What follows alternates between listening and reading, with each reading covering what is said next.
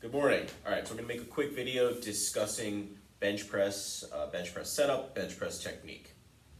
So with regards to the bench press, you wanna make sure first that your bench press is centered underneath the barbell.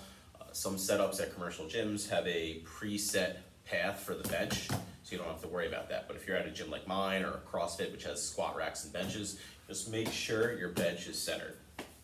From there, as I told you guys in the squat video, these fixtures right here, which hold the barbell, they're called J-cups.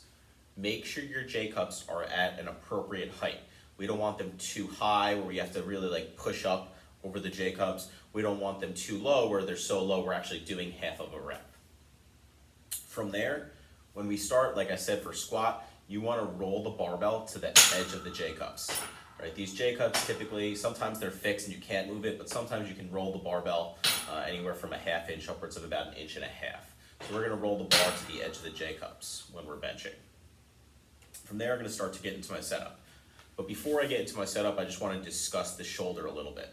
So the shoulder is incredibly mobile. This is a joint that is incredibly mobile. And in real life, that's important. We need our shoulder to be mobile. However, for the purposes of the bench press, the mobility of the shoulder is not the greatest thing. Typically, an effective way to think of this is that mobility is the enemy of stability. So sometimes you want mobility, right? But stability, we get mobility at the expense of stability. So with the bench press, our goal is stability, not mobility, okay? So why am I prefacing that? So the shoulder, right, if you look at my shoulder, the shoulder can come up or elevated, and we'll talk anatomically, the scapula can be elevated. The scapula can go downward, right, so it can be depressed. The scapula can come forward, right, that's not me just moving my body, that's my scapula coming forward, so it can be protracted, or the scapula can go backwards or retracted. Typically when we're bench pressing, we want our scapulas to be both depressed downward and retracted. Okay, so that's how we coach the bench press. We want the scapula to be depressed and retracted, and that creates a little thoracic extension, and you'll see what I mean when I actually start setting up for my bench.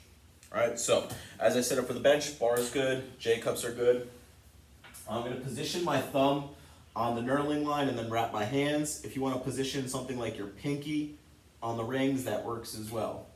So what you guys should notice is I am going to depress and retract my scapulas. When I do that, there's a natural arch in my back. So I can slide my hand underneath here. So I'm not arching my back for the sake of arching my back, right? This is happening, the arch is really a byproduct of creating a stable position through my scapula and for my shoulder joint to press out of. So typically, right, another way to think of it is imagine I'm lying flat on the bench right now. If my shoulders and my scapula are forward, right, gravity is going to pull them down. Gravity is going to pull them down anyway, okay? So in order to press the most weight possible, we need to make sure our scapulas are in that stable position to press off of, okay? So as we, once again, set up for the bench press, I retract and depress my shoulder blades. I've got that natural arch. My feet are going to be in tight, okay? So tight, it's debatable how far, but they shouldn't be passive out in front. Can't really see in the video, but they shouldn't be relaxed out in front. An easy reason people miss is their legs aren't set up tight and their legs start to kick up off the bench press.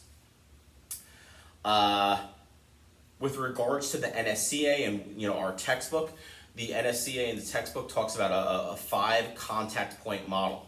So when we're talking about that 5 contact point model, which you guys should know, we're talking about both feet being in contact with the floor, the butt being in contact with the bench, that's 3, the upper back or shoulder blades being in contact with the bench, and then the head being in contact with the bench.